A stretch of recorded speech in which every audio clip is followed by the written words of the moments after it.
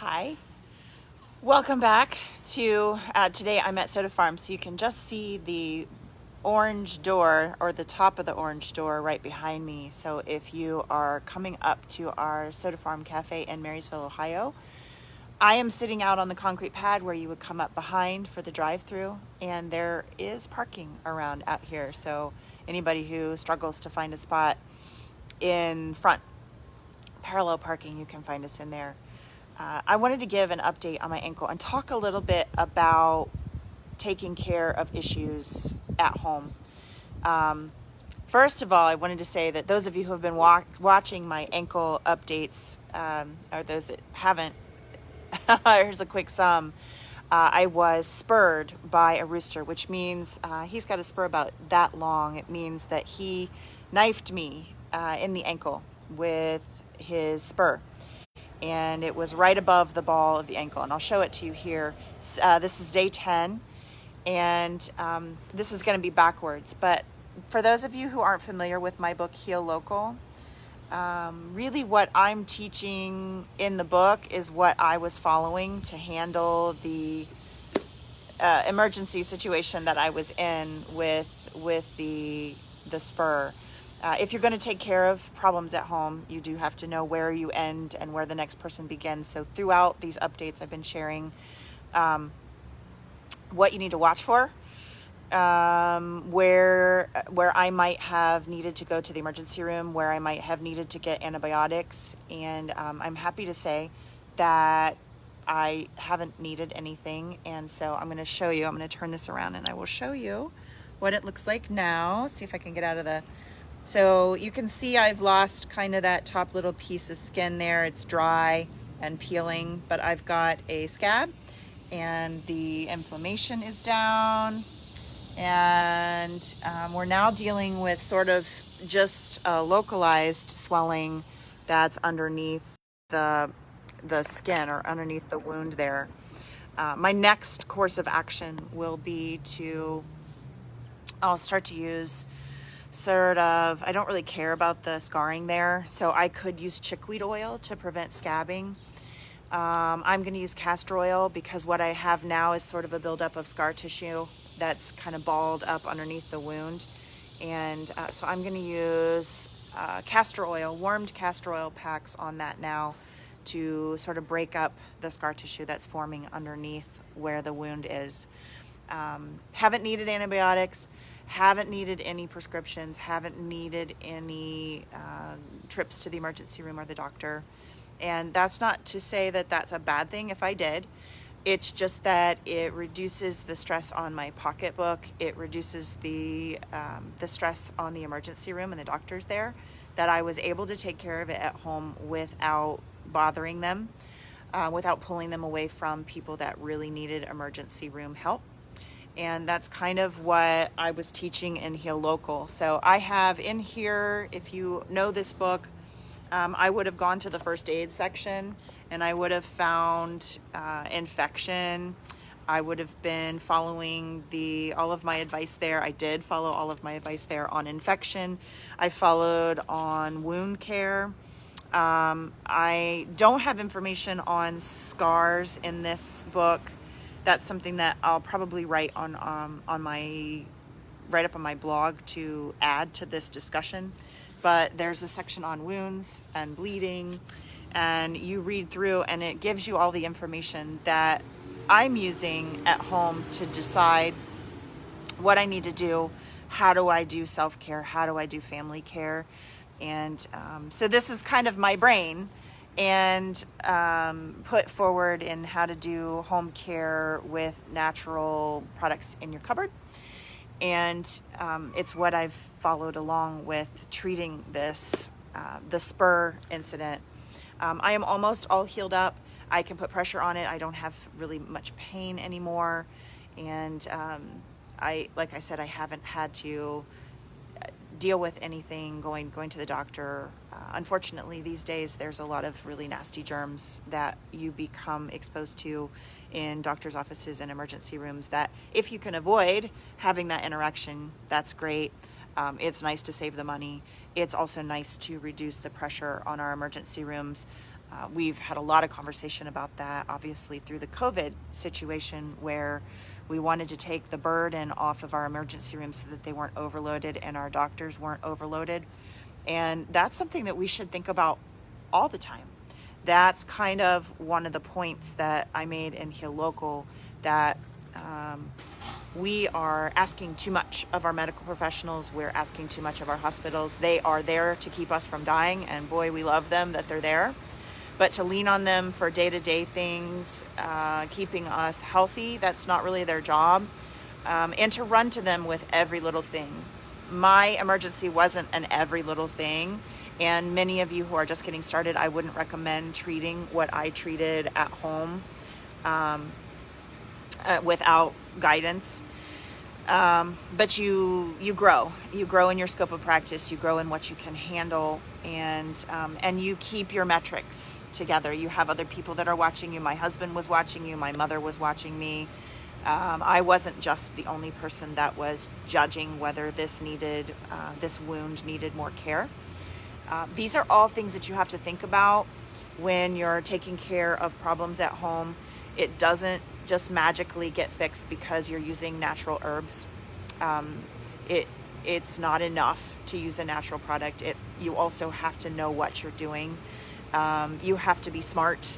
You have to be aware that your abilities only go so far and your body's needs only go so far. So at one point in an update, I drew a line around the wound, and if the infection had spread beyond that, I would have gone and gotten an antibiotic from a doctor, absolutely.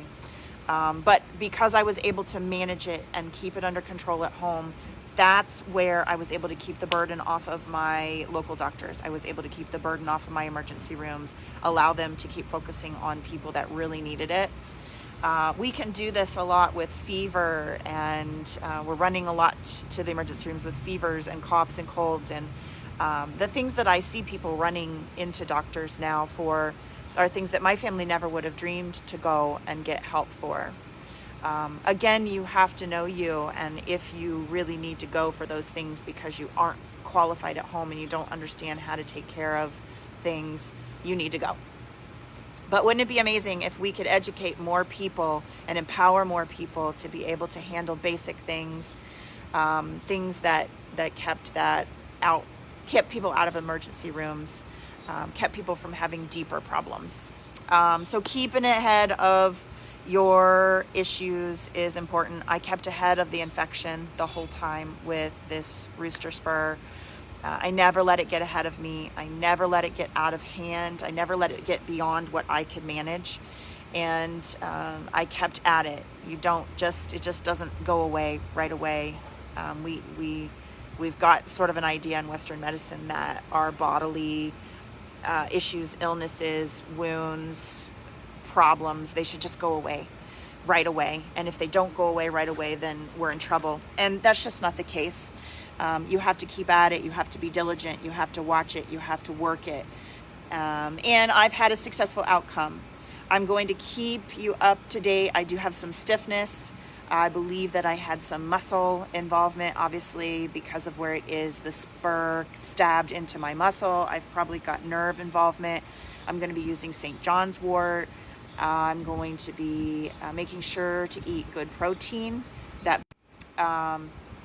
Sorry, I had a potential spam call there while this was going on, so sorry for the blip. I'm not worried about scarring in this area. I don't care if I have a scar on my ankle, but obviously if it was somebody else, face or someplace that you care about a scar, you could use chickweed oil I mentioned earlier. I'm going to use castor oil to take down that scar tissue because that will limit my mobility in the ankle. And if I do lose any kind of mobility because there's a tightness there, if I feel like that is not easing up, I will probably have an elder leaf infused oil that I will work to help the tendons. Right on the ankle, you have a wound like that, a stab wound right into your ankle. You've got tendons there, you've got nerves there, you've got obviously bone and muscle, and it's right all tangled up together. So we have to look beyond just the infection, and we have to think deeper. So that's what I'm going to be doing now, and I'll still share what I'm doing and you can watch that moving along. This takes time, it takes care, it takes focus. When we take the responsibility on of taking care of our problems at home, we can't just take a pill and then go. Thanks, Lavana.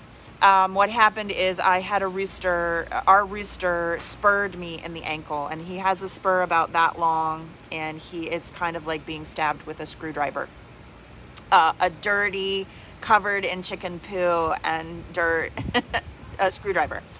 And so I've been updating people on my progress with that. It is day 10, and I have not had any major infection to report. I did have some red from walking around the fairgrounds on day 3 or day 4, and it's getting better. I wanted to share this. I wanted to open it up because accidents, wounds, illness will happen.